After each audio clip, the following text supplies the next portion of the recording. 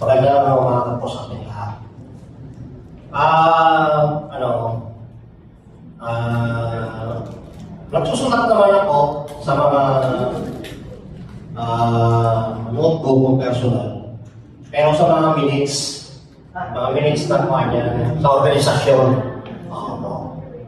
Pero dito, nagbigay sa akin ang motibo para magsulat.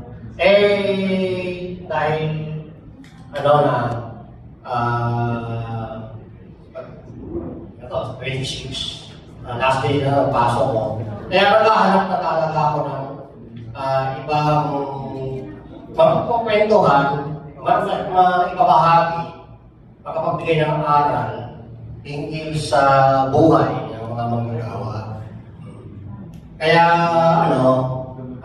naisip ko kung sulat yung karanasan ko sa PIER bilang estibador simula 1981 hanggang sa kasalukuyan.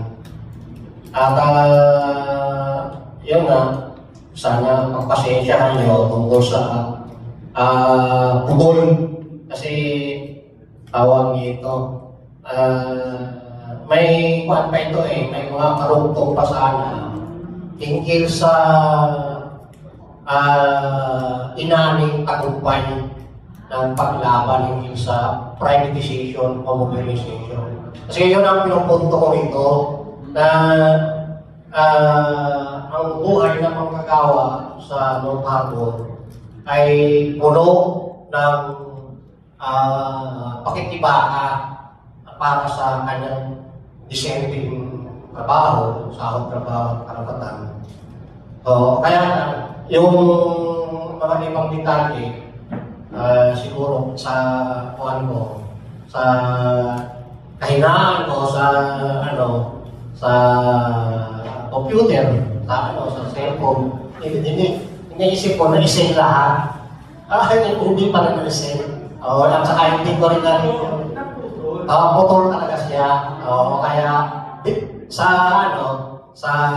itong pagkakataon na ito, hindi humingi ako ng dispensa na siguro i-rewrite ko tapos pwede pa naman siguro may habol para mas precise na, mas yung mga punahin ninyo, komento, at may correct. Kaya, ayun, yung paglalahad ko sa kwento, karanasan, ay isang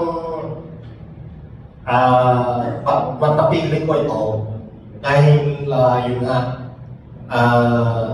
taga-Tondo, alam ko na maraming nabubuhay sa PIER na taga-Tondo.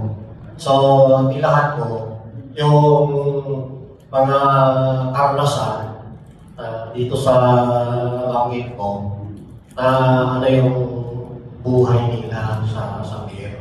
Kasi hindi naman ako lumipat ng ibang trabaho. Actually, tatlong PIER yan yung napasukan ko. Yung South Harbor, yung Asian Terminal Incorporated, tapos North Harbor, tapos yung ONPA, dati sa ICTSI. Pero yun nga, ngayon, nakagalit na isipin, monopolized na ang operation ng pantalan sa buong Maynila. Halos dalawa na lang ang may-ari yan, isa ICTSI, tapos dito naman sa tatlong PIER, North Harbor, ICTSI, at saka yung Harbor Center. So, hindi Pirason. Kaya siya yung naging number 1 na pinakamayamang negosyante sa Pilipinas. Dahil sa kanya matinding pagsasamantala sa mga magkagawa. Nakababalik po sa akin namin. Yan lang po, salamat. Maraming salamat.